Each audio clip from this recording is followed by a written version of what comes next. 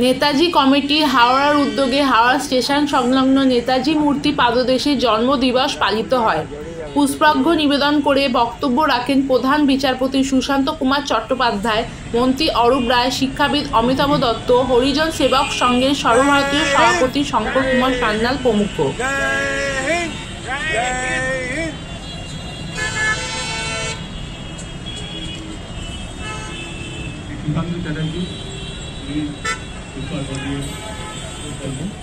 Sir একটু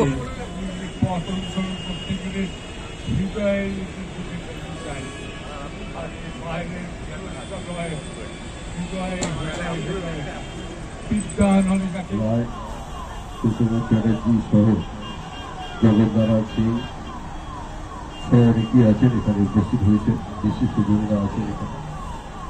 আমি সকলকে আমার আন্তরিক অভিনন্দন জানাই এবং সেই সঙ্গে নেতাজি যে পথ, সেই পথকে অবলম্বন করে আমাদের এগোতে হবে।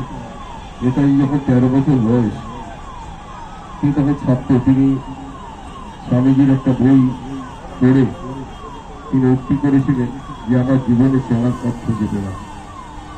তো সেই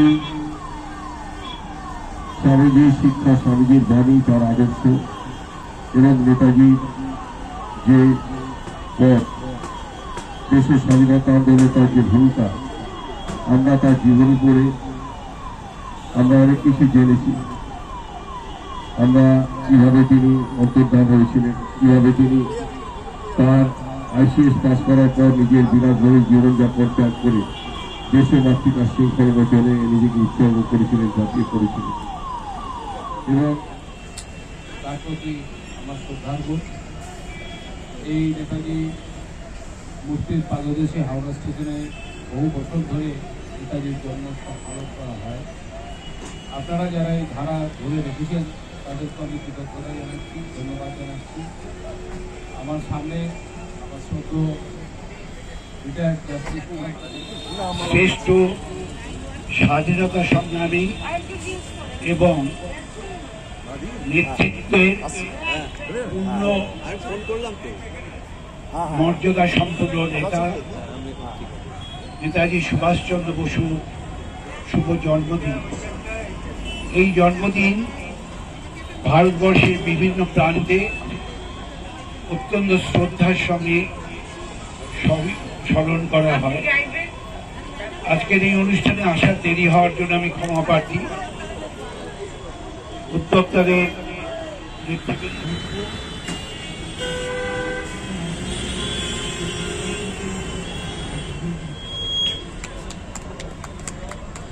ধন্যবাদ।